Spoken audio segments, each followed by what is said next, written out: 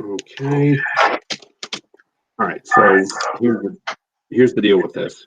The only presidents that you need to understand from Unit 7, really, by name, are Theodore Roosevelt, Woodrow Wilson, and FDR. Truman's going to get cut off when it comes to the policies. The only thing he's really going to be involved in for your testing purposes tomorrow would be the end of World War II. And I can't imagine them asking a DBQ on World War II. And if they do, it's going to be at the causes, not the results. So Truman's probably out. I can't imagine them asking too much about the 1920s. That was, of course, Harding, Coolidge, and Hoover. The only thing you need to remember about those three is laissez-faire policies. You know, this idea that you keep the hands off the economy, you let the economy run wild, which of course caused a booming economy. But the downside, without question, is that in 1929 the stock market crashes, and then over time businesses and banks start to fail, and there's just no safety net. And the government is slow to respond under Hoover. Now that's not entirely Hoover's fault, but his kind of callous indifference towards what was actually happening to the common worker is going to doom not only his presidency but his legacy. And poor Hoover, up until that point, widely considered to be one of the most capable men to ever serve in the United States government. He's very similar in nature to James Buchanan. If you remember him from the 1800s, everybody thought he was going to be a great president when he was elected in 1856 because he had been a lifelong public servant. He had been somebody that was Secretary of State. He had been somebody who had been in all levels and capacities within the government. So he was the most, shall we say, experienced government servant, very similar also to John Quincy Adams. All three of them would qualify as somebody that is kind of over-prepared for the office of the presidency, but underprepared for the actual decision making they're going to have to do. And they were overwhelmed by the office. Certainly Hoover kind of applied. So in the long run, really, Roosevelt, Wilson, and the other Roosevelt are really the three presidents of the early 20th century that are, for our purposes here, consequential. Now, of course, Theodore Roosevelt takes over after McKinley is shot and killed. McKinley is assassinated in early 1901 while going to the Buffalo Exposition. And when he is there and trying his best to kind of whip up support for government policies and our early forays into imperialism, McKinley is shot and killed, allowing for Roosevelt to be the youngest president ever to take over. He's 42 when he takes over. Theodore Roosevelt, of course, as we talked about in class, is not your typical politician. He's somebody that is outside the norm. He's not somebody that has had a traditional kind of ascendancy, if you will. He kind of forced his way in by becoming a war hero during the war that his predecessor had started. William McKinley, of course, starts that conflict, and it sets the stage for us not only to be imperialistic, but also to kind of usher ourselves into the upper echelon of world powers during that time period. Roosevelt's going to really kind of take that and run with it, because if you think about it, his presidency is very active. And if you remember in class, we talked about his presidency, his administration tended to be known as the first modern presidency. He's the one that kind of redefines the office. He's the one that says, all right, well, if we're going to be imperialistic, we've got to have a Navy to back it up. So the Great White Fleet is built specifically to kind of bolster our world, our presence on the world stage.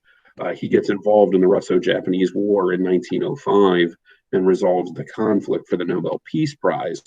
But the Japanese never really feel good about it because they were kicking the crap out of the Russians at the time.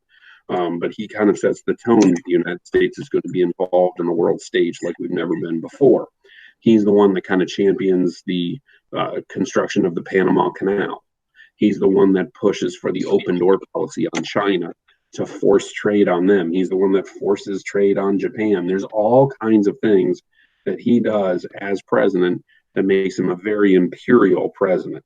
And of course, the obvious is after the Spanish-American War, we gained colonies and territories like the Philippines, Puerto Rico, and Guam. He administers those. and he kind of bullies other places like Cuba, which becomes, in a sense, what is known as a banana republic, where, yes, they're in charge of their government, but in reality, we're in charge of it, and mostly in charge of their economy, which, if you control the money, then you really control everything else. So all of that is under Teddy Roosevelt's watch. Now, he decides after winning re-election to only serve out that next term, so he could have gone for another term if he wanted to. He chose not to. He basically stuck with that two-term rule, even though he hadn't had two full terms. And he probably, let's be honest, would have won in 1908 had he run again. Instead, he chooses to hand it over to his very close friend, William Howard Taft, thinking that Taft is going to be just like him. Taft is nowhere close to him. He's not the same individual. They are both very political animals. They're just different in their perspectives. Now, as much as Teddy Roosevelt was known also as the first progressive president, and I always argue that McKinley had his progressive tendencies as well, and he probably would have been counted as a progressive had he not been killed. Roosevelt really becomes the kind of standard bearer of progressive policies. If you remember, he's the one that listens to the muckrakers of the time and starts to clean up the cities. He starts to clean up meatpacking industries. He starts to clean up, the trusts, and he becomes really the first one to start enforcing the Sherman Antitrust Act. And he becomes known as the Trust Buster. What's odd is that even though he's known as the Trust Buster, his succeeding president, William Howard Taft, actually ends up being more of a trust buster. He breaks up way more of these corporations than Roosevelt ever did. But because he doesn't really kind of have a cuddly personality and a great relation with the media, he doesn't really get the credit that Roosevelt gets. And he kind of falls out of favor.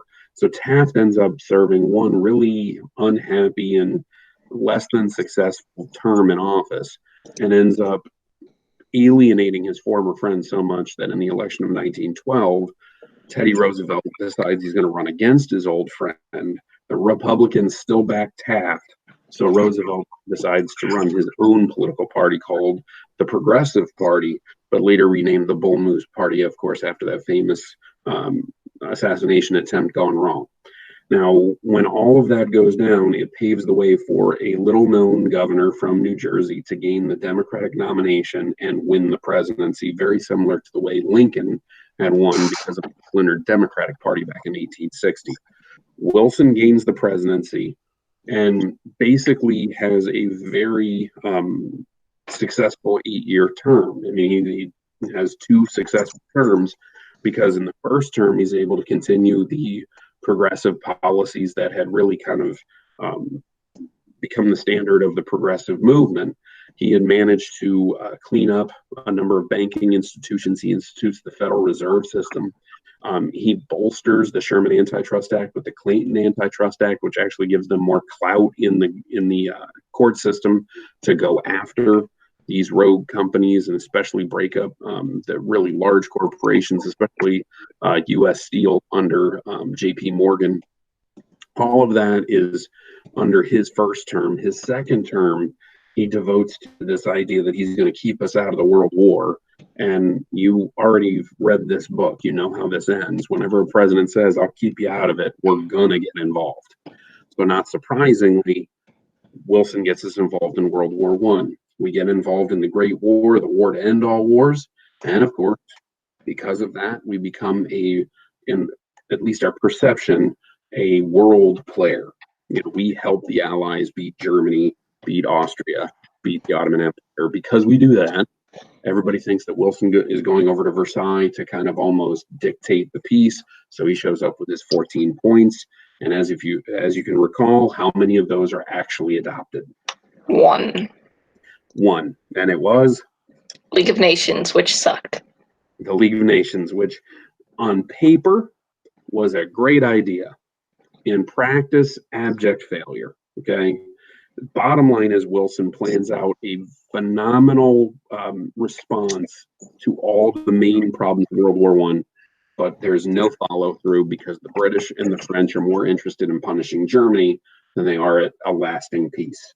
So not surprisingly, Wilson ends up kind of flopping at the very tail end as a diplomat. Now, he doesn't even get the Treaty of Versailles signed in the United States. We do not ratify it through the Senate. If you remember, according to the Constitution, any treaty has to pass the Senate, and it's because of the actions of a guy named Henry Cabot Lodge.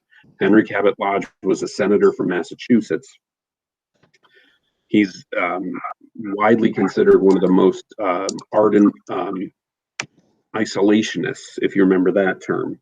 Isolationists of the 1900s. He believes the United States should kind of handle their own business. Henry Cabot Lodge would be absolutely on the same page as Donald Trump. You know, make America great again and only worry about our businesses and our diplomacy and our everything. Like that, the Lodge would have been very much on that page. Wilson, on the other hand, would have been more of a internationalist, that he's a globalist, if you will. He believes that we have policies that should go beyond our borders. So they're a clash of two separate mantras that, of course, Wilson has a stroke, which puts him on the sidelines for 3 solid months. And in that time, Lodge is able to kind of gain a foothold and public perception behind him to the point where we reject the treaty and go on a more isolationist bent moving forward. We don't join the League of Nations. We don't follow through on any of the treaty demands within the Versailles Treaty. So we kind of have our own separate piece with Germany, if you will. Not kind of, we do. And that sets the tone for a 1920s and early 30s that is completely isolationist in tone. It's hard to break from that because, sure enough, as soon as we only start worrying about ourselves, not surprisingly, our economy starts booming because of the wartime economy and the recovery after the fact. And of course, laissez-faire policies of Harding, Coolidge, and Hoover really push for this roaring 20s mentality. All three of those presidents gain a reputation as being very hands-off, not just on the economy, but really across the board. So it's no surprise that the 1920s has some problems. As we discussed in class, the Roaring 20s is really kind of a false moniker for that time period, because while the economy's booming, there's all kinds of social problems. Remember, in 1918 and 1919, we have the progression towards prohibition. Prohibition passes with the 18th Amendment. It is enforced with the Volstead Act in 1919, and then we outlaw alcohol for basically 13 years. It didn't work out. Obviously, it was a failed experiment. There were all kinds of problems during the 1920s, not the least of which was gang activity and crime through the roof, and all kinds of corruption and issues in city and state governments. All of that is a product of the prohibition. Then, of course, you have the issue of the women's right to vote. Women finally do get the right to vote in 1920. We're celebrating it this year. This year is the 100th anniversary of women gaining the right to vote. All that occurs in the tail end of Wilson's presidency, and then these presidents in the 1920s are dealing with the kind of fallout from it. Because while women get the right to vote, the then question is, should they then serve within government? What is their role within society? Should women also gain rights within the workplace? It's kind of, you know, you achieve what you wanted. You achieve, the suffragette movement achieves the right to vote. So what's next? Is that it? Or do they move on? And there's some women that say, well, that's fantastic. That's what we wanted. We're done. And there are other women that are going to push the envelope even farther. And of course, the young women are definitely going to push the envelope, because you get the kind of emancipated woman, if you will, during the 1920s, the flapper, the woman that cuts her hair short into what is known as a bob, smokes, drinks, which is illegal, of course, and she's not interested in being a mother and a wife. She's interested in being a girlfriend. She's interested in being her own kind of master, if you will. She's not interested in a husband and, you know, somebody looking after her, the little old lady, you know, like none of that. So the 1920s shows a kind of progression in the women's rights movement now, a redefinition of sorts all throughout the 1920s. And then, of course, you also have the fallout of the Great Migration of the early 1900s, where African Americans are moving from the South to the North.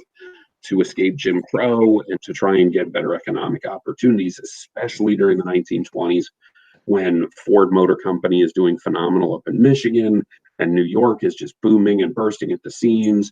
And you have all these different cities that have massive employment opportunities. The African American community starts moving north.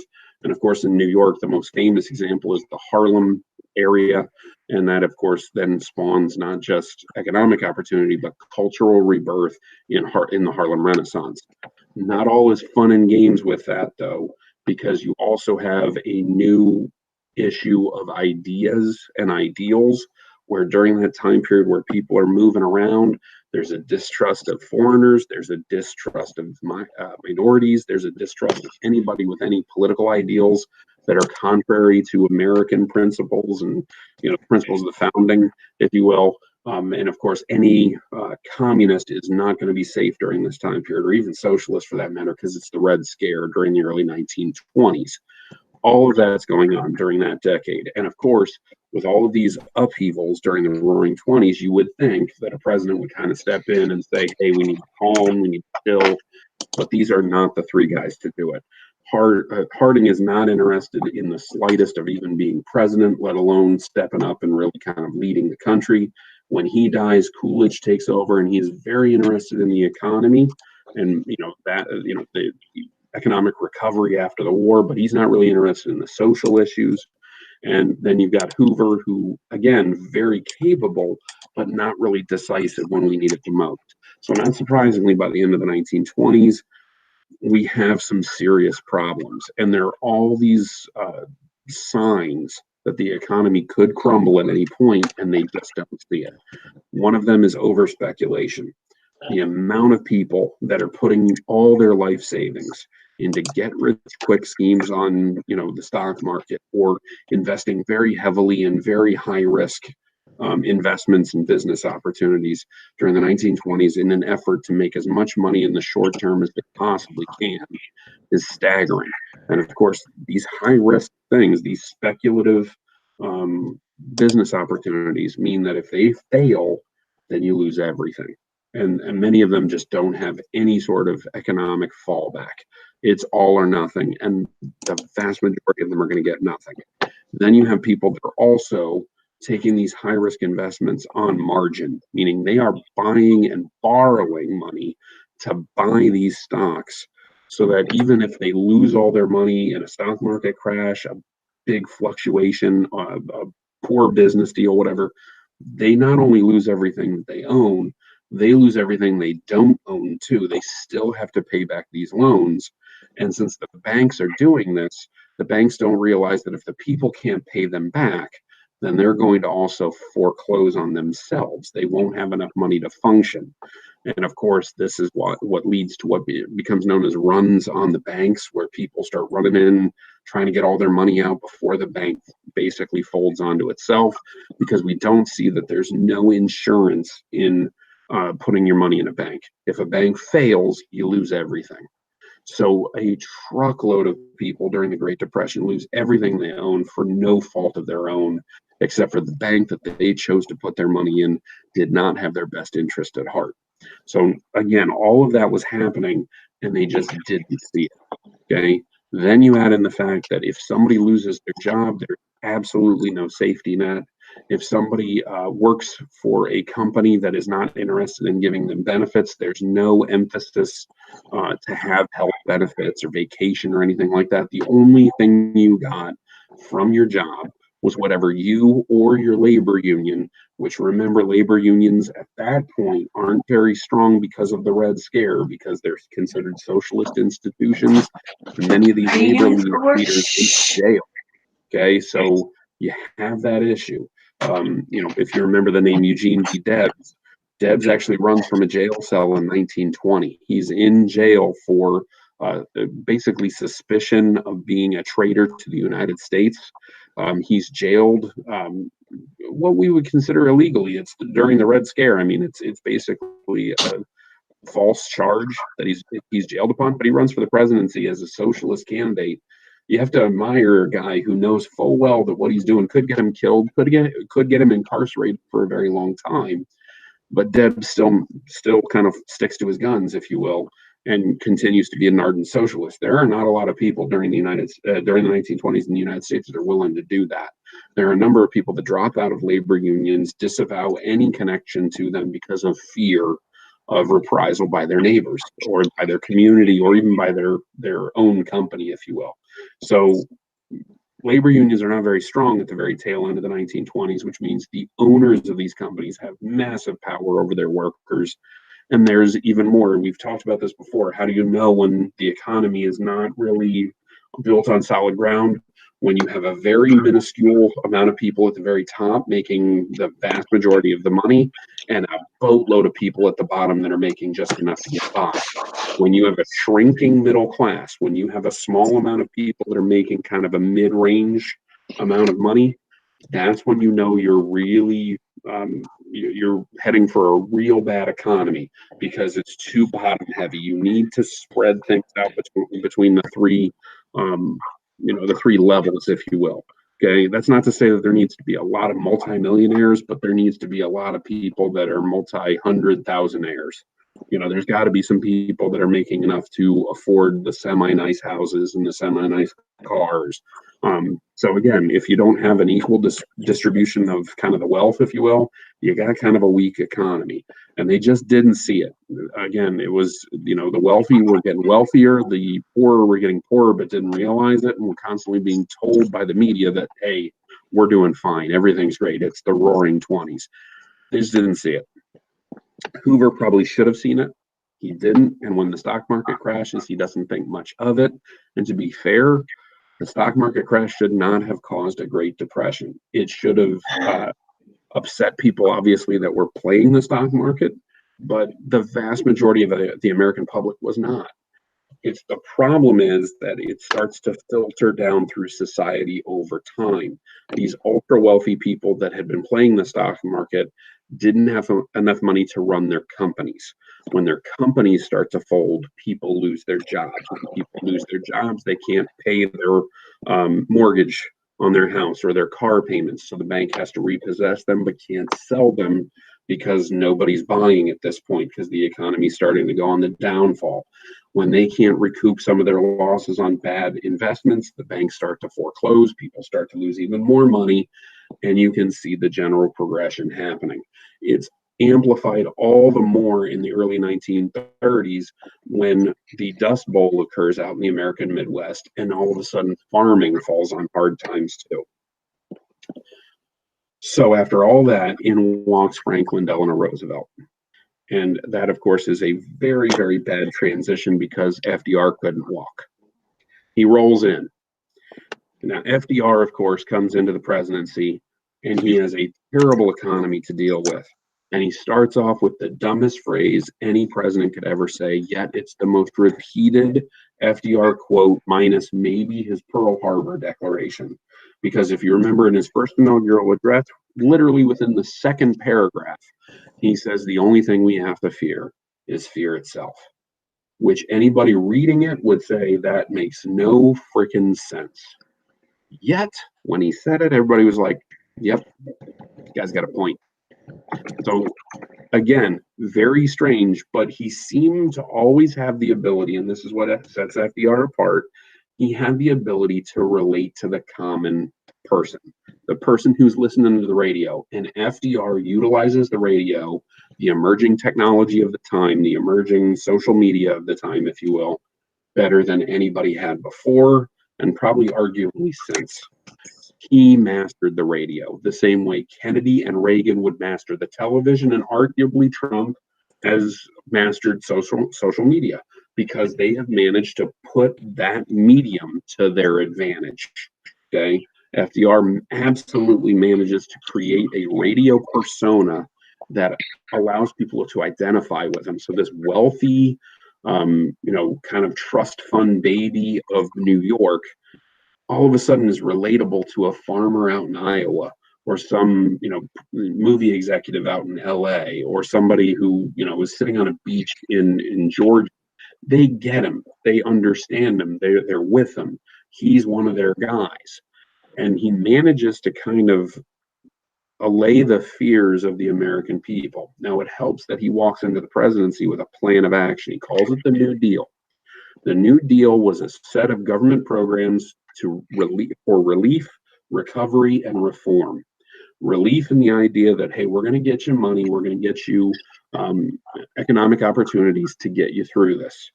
We're going to recover what you lost as best we can, and we're going to reform so this never happens again. That was kind of his basic bedrock. So he walks in, and in the first 100 days, he passes more legislation than any president had ever done before. It was a very ambitious attempt to rescue the American economy. He puts in place a bank holiday to call all the banks across the United States that were still in business to stop their normal kind of, day-to-day operations, look at their books and start calling people in and saying, all right, we know you've been missing payments. What can you do so that you're still making some payments? You're still, you still have your car, your home, whatever it is, your business. You can stay in business, you can stay in your home as long as you're making this very small payment. And then when you get back up on your feet, we will reassess this so that you can start actually paying the darn thing off. It allowed the banks to receive some money. It allowed the people to stay in their homes or their businesses, and it allowed the economy to stay up somewhat afloat. And these people didn't then go on government assistance. They were then able to build up their own economic base, if you will. So the bank holiday is a very successful program. The FDIC was a recovery program. It was the idea that they were going to utilize government funds to ensure that anybody that put money into an FDIC bank knew that the government was looking over that bank to make sure the bank was doing everything above board. They weren't making any bad investments or whatever else. But that if the bank did and failed, the government would then pay the people back. So you would get your money back if you had money in a failed bank. This, again, was trying to restore faith in banking. And it's been very successful. As you know, if you walk into Fifth Third Bank, you can see the FDIC sticker on the bottom of the door, if you will, letting you know that your money is, in fact, protected. It is insured. He also put in things like the SEC, the Securities and Exchange Commission.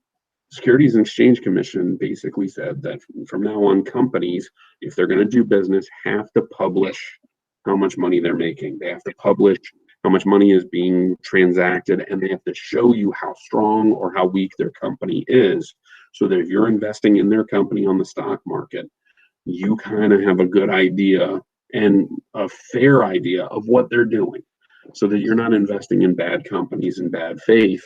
It's basically trying to be a government watchdog to make sure that you're not being in any way kind of having the wool pulled over your eyes about a company. You know exactly what their business transactions look like. All of these programs that he's going to put in, and what eventually becomes known as the alphabet soup programs. I want to draw your attention because we didn't get a chance to talk about the AAA, the CCC, the TVA, all these in depth. If you get a question about the New Deal, in your textbook, there is a page that goes over all the New Deal programs. Okay, so if you're going to have anything kind of bookmarked, I'd have that page bookmarked, or at least the section with all the programs, because if your DBQ tomorrow is over the New Deal, you're going to want to just turn to that page, have it next to you on the desk, on a chair, table, whatever you got next to you, that you can reference that as you're going through, because at no point do I expect you to remember all those dang programs. There's just too many. They're called alphabet soup programs for a reason, because they just kind of get jumbled and lost in the grand scheme of things. What you always need to remember about the New Deal programs, the only thing you really need to have as a crux of your argument is that the 3 R's that I just talked about, relief, recovery, and reform. We're going to get you your cash back. We're going to try and make sure that you're kind of taken care of and you're stable. And we're going to make sure this never happens again. Okay. That's what he's trying to do, even in his second New Deal. And his second New Deal was even more ambitious than the first.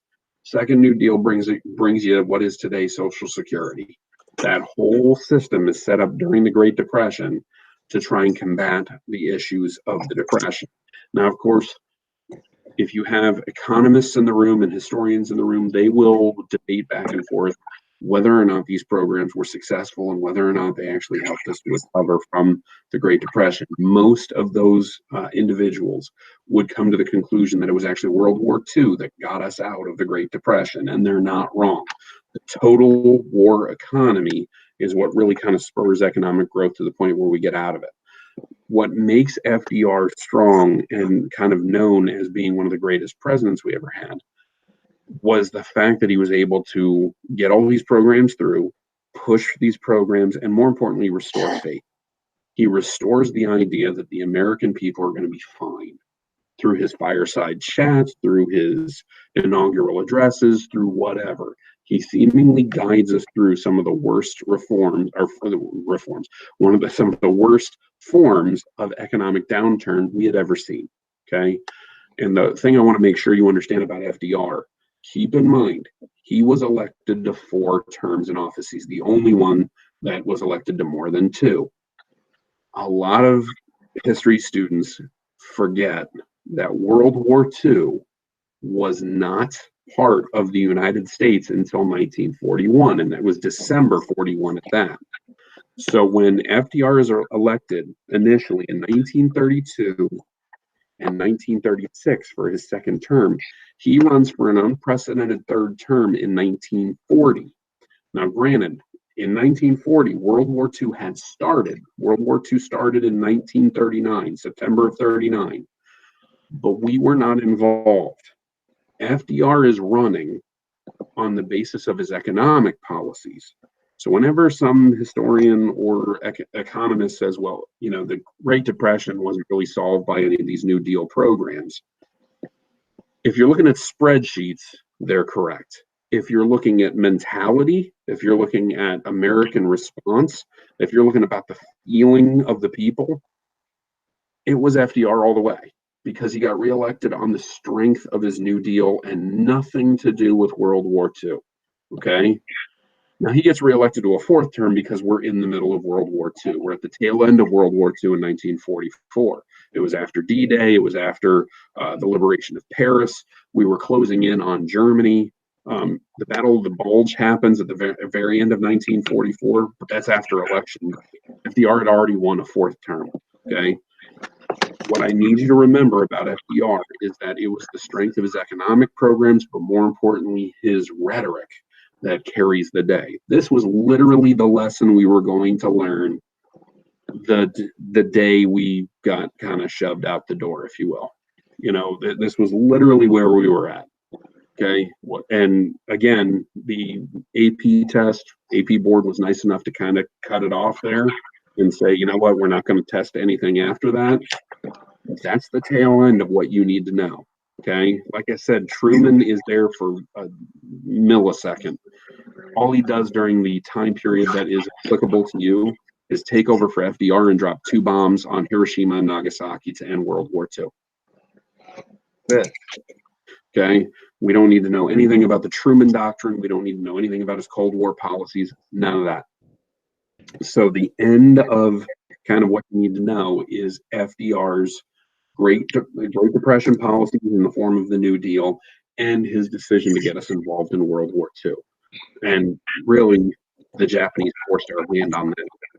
So it's not his decision as much as his reaction.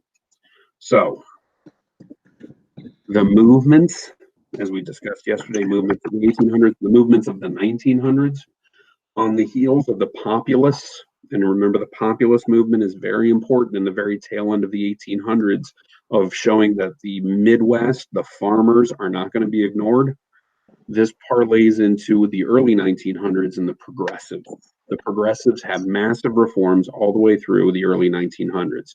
It's brought about by muckraking journalists, by Ida Tarbell, you know, Upton Sinclair, Lincoln Steffens, Jacob Riis, you name it. All of those reformers and those journalists are going to bring up all manner of problems that we have throughout the United States. They're going to fuel a new breed of political animal, if you will. They're going to breed all these political reformers, and it's not just the progressive presidents of Roosevelt, Taft, and Wilson. They're not really hardcore progressives. The hardcore progressives were fighting Bob La Follette, Jane Addams, and the Hull House movement. You had Tom Johnson of Ohio up in Cleveland. You had reformed governors of places like California. You had women getting involved in the government for the first time, in like Jeanette Rankin, who becomes a congresswoman from Montana. All of that was happening during the progressive movement. It was constantly trying to change the American society for the better, if you will. That's followed up again by the 1920s, the Roaring Twenties. Okay, that's followed up again after that by the isolationist movement of the 1930s, and of course the responses to the Great Depression, and then of course you have World War II in 1941. All of those are the movements. When it comes to social movements, when it comes to minorities, obviously you have the civil rights movement of the early 1900s. It's still fueled by W.B. Du Bois and Booker T. Washington, but it's the next generation after that that forms the NAACP. Then you, of course, you have kind of outliers like Marcus Garvey. Marcus Garvey starts the Return to Africa movement. Basically, it's a group of African Americans that say, well, if you don't want us here, we're just going to leave. And, as long as you kind of help us out, we'll go back to Africa. You don't need to worry about us again. This caught traction for a while, but it kind of fell out of favor, and Garvey ended up going to prison for fraud anyway. He was kind of set up, if you will. But all of that kind of falls on its face. The real kind of movement, if you really get technical with civil rights, would be the Harlem Renaissance. That's the big one that kind of normalizes African American culture within the United States, whether it be through jazz music, whether it be through the poetry of Langston Hughes, whether it be through the prose of Zora Neale Hurston, whatever the case may be. The African Americans started to gain a foothold in American culture during that time period, and it wasn't until after World War II that you really started to see the modern day civil rights movement. We talked about women, of course, during that time period. After World War II is when you start seeing the Rosie the Riveter go back into the house and kind of, be the little Susie homemaker of the 1950s, but it's their daughters that decide Rosie deserves better. And they are the new women's rights movement of the 1960s. Okay, but again, that's outside the bounds of what you would normally have to talk about. That being said, that's all throughout the 3 nights. I've given you just a basic overview of what you need to know for the actual AP test. Now, let's talk about what you need to do for the AP test tomorrow. First of all, try and get as much sleep as you possibly can. This is not an evening to stay up till 4 a.m. and then sleep in till 1, okay? I know some of you, that's your sleep schedule right now. I realize many of you are finishing up work for other classes and you're panicked. You need to get a good night's rest. That's number 1. Number 2, you need to wake up somewhat on time. I'm not saying you got to wake up at the crack of dawn, but try and get up a little before noon at least. You need to eat something nutritious. I know that might be a foreign concept to many of you, but you need to have something that's going to get your brain up and running. A Pop-Tart ain't going to do it, okay? You need to eat something, and quite honestly, I would eat something with protein, because protein kind of gets you started, and eat some fruit as well. That kind of gets your, for lack of better terminology, juices flowing, if you will, and allows you to move forward. You also need to drink water tomorrow. You need to be hydrated, okay? Not caffeine. That doesn't help you. I know many of you are like, but I can't without, I can't do this. I can't focus with that. No, that's why you're always jumpy, okay? You need to drink water, okay? If nothing else, if you're not a water drinker, do something with electrolytes, whether it be Gatorade, whether it be Smart Water, whether it be Propel, something. There's something that's going to get you hydrated. No pop, no coffee, no tea. Stay away from those things, okay? I cannot stress this enough. Go for a walk. I know it's supposed to rain tomorrow, but go for a walk sometime in the morning to get at least some exercise. get kind of your brain up and functioning so that you're ready to go. Do not cram for this. There is no point in cramming for a 45-minute essay. At this point, you either know it or you don't. Let it go. Okay? In the end, no matter what happens tomorrow, I don't want to say the sun will come up no matter what because it's Ohio, but you kind of catch my meaning. Life moves on. Everything's going to be fine. It doesn't matter what you get on the damn test. The simple fact that you're taking it shows the perseverance of a student that's going to do just fine in life. Okay? So again, don't worry about the outcome. Worry about what you can control tomorrow. So the last thing you need to do, aside from making sure your computer is fully charged and ready to go, and making sure you have a quiet location with which to write, and please God, do not put on the television in the background. Do not try and listen to music while you're doing it. Write it straight up in a quiet environment. After you've secured all of that, you need to make sure you go to the bathroom before you take the exam. I know I keep harping on this, but dear Lord, you know full well how bad you do in tests and on essays when you have to pee. So please make sure you make time to take care of nature's business before you ever go in and take the exam. 2:00 is your exam time. Please show up early, log in early, make sure there are no glitches. Okay. If there are glitches, do not reach out to me. There is nothing I can do for you. Okay. I'm not tech support for the College Board. I'm sorry. I wish I could help you, but there's nothing I can do. Mr. Flickinger was having kittens today because all of his AP Euro kids were emailing him, telling him about technical difficulties and problems. He couldn't do anything this morning. I can't do anything for you tomorrow afternoon. If you have issues, the person to email is Miss Summers. Her email is bsummers@nwlsd.org.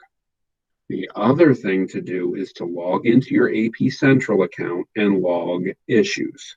They will have tech people on trying to help you through it.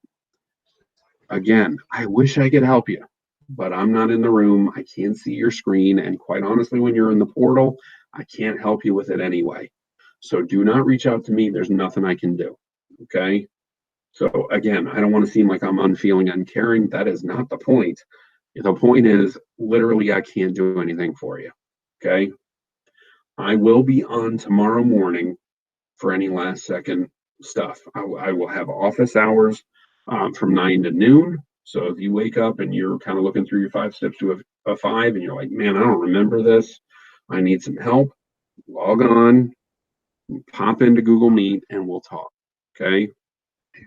In the end, you have 45 minutes to take this exam. You know the basics. You have to read through the documents, have a little trusty pen and paper next to you. That's how I do it, to write little notes about each one of the documents very quickly. Tear that off and then start outlining what you're going to write, then prop it up, start typing. The keys to success: make sure you frame your argument, meaning where does it fit within all the units we've talked about? Where does it fit within the American story? As long as you can do that, you're going to get a contextualization point. Okay. For example, let's say you get a question about Reconstruction and it asks you to assess the success of the governmental policies towards Reconstruction. And let's say you're going to say it was a problem.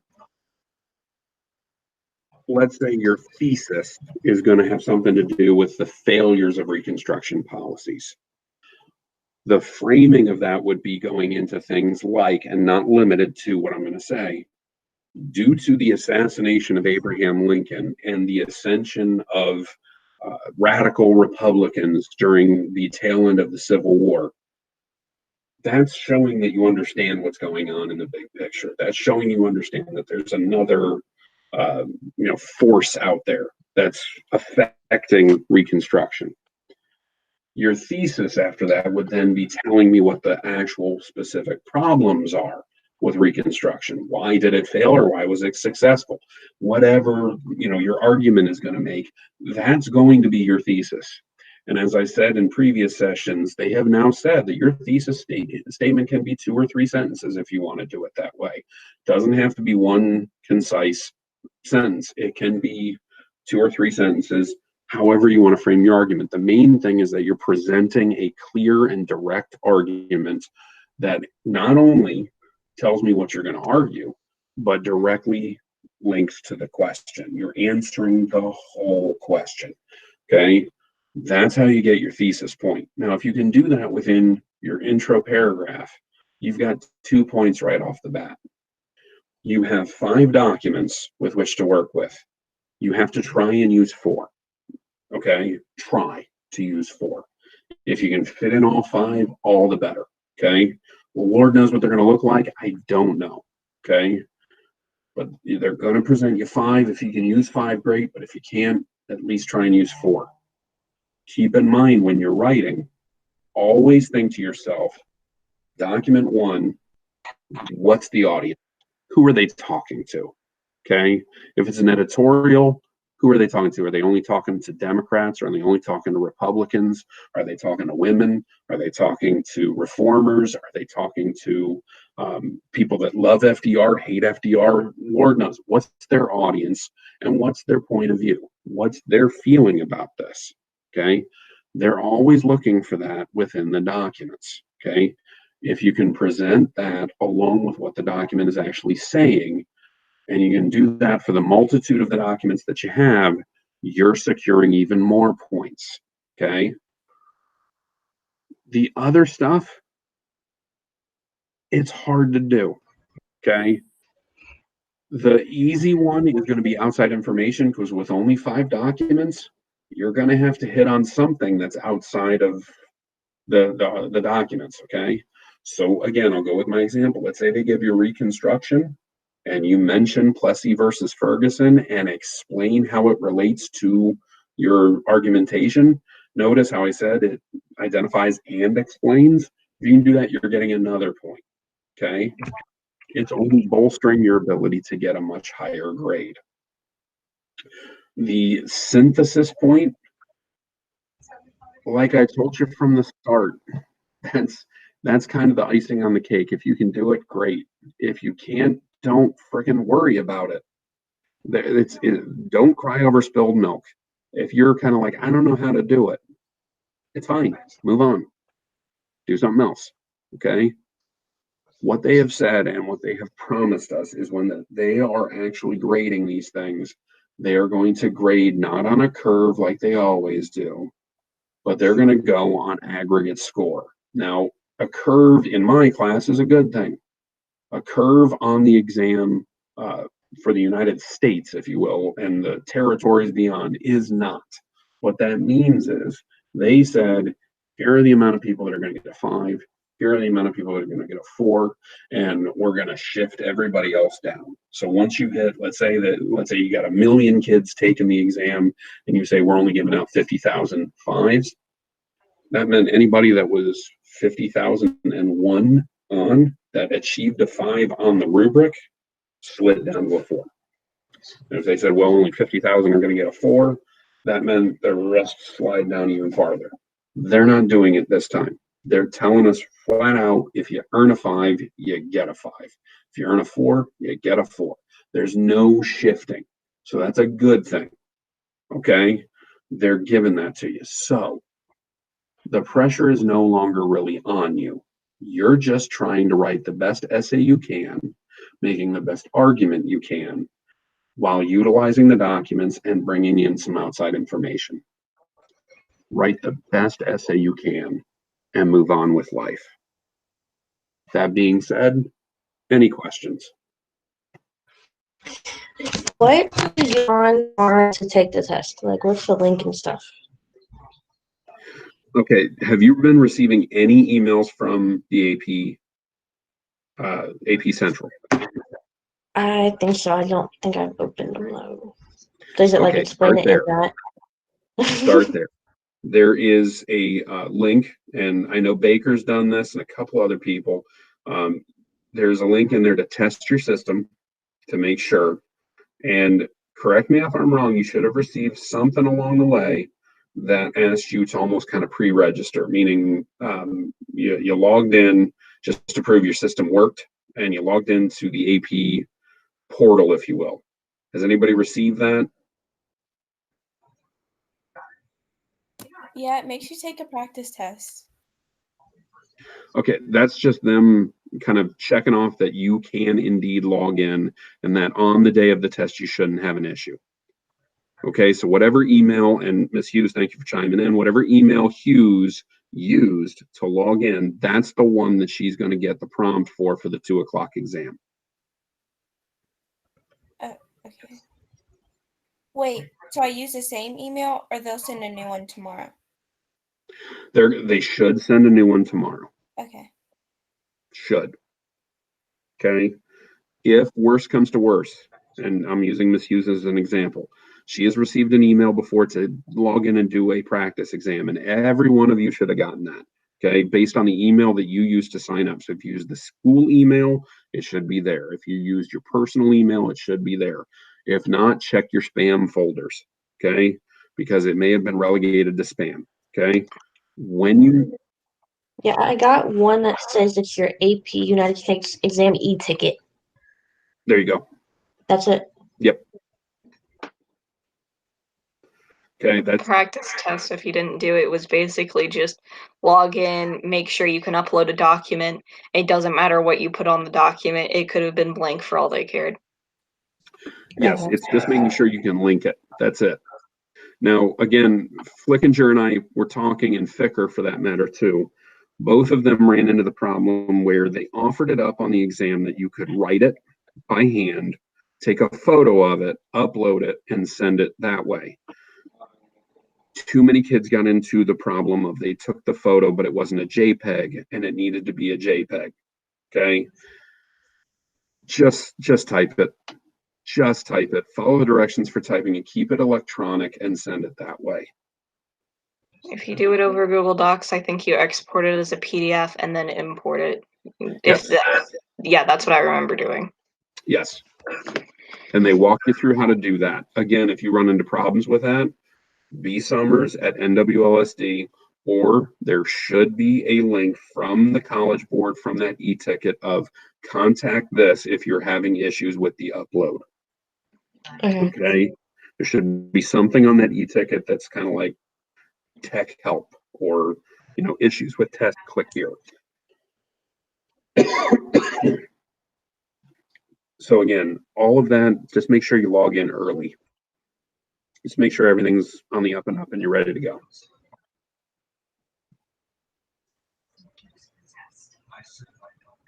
And what will our scores? I'm sorry. When will we find out our scores for it? Usually July, Okay.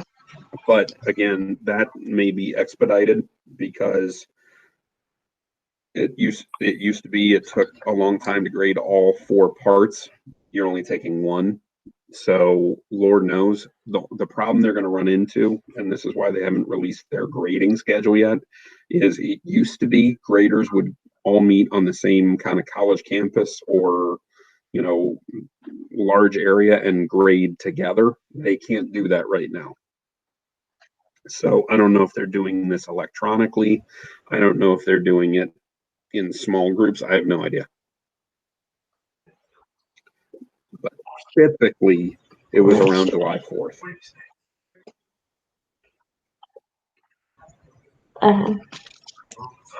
So I get to stress out until July 4th. Gotcha. No stress. Once you're done, you're done. Nothing you can do about it anyway.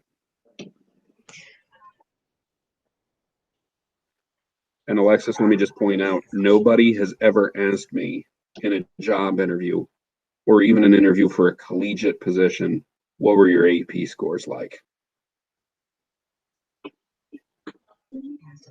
Nobody gives a damn.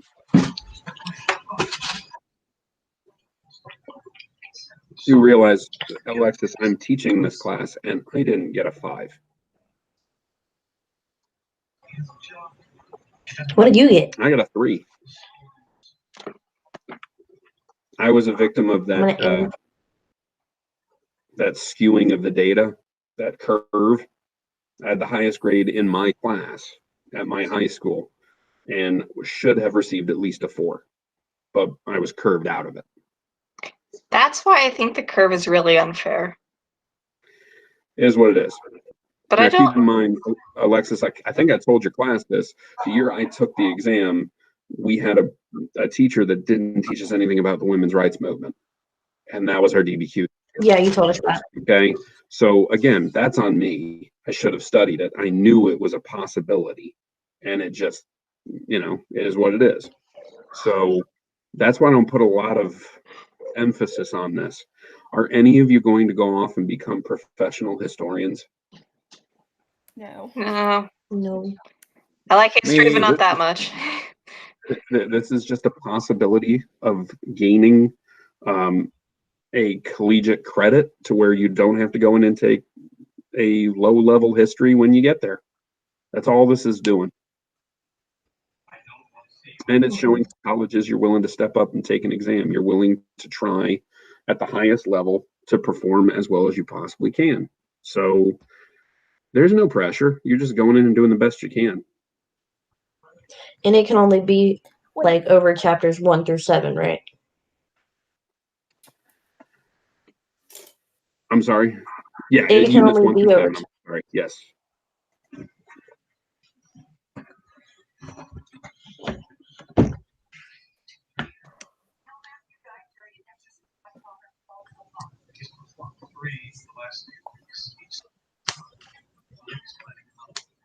So again, I wish you luck. I have to apologize again, and I'm going to stop the recording here.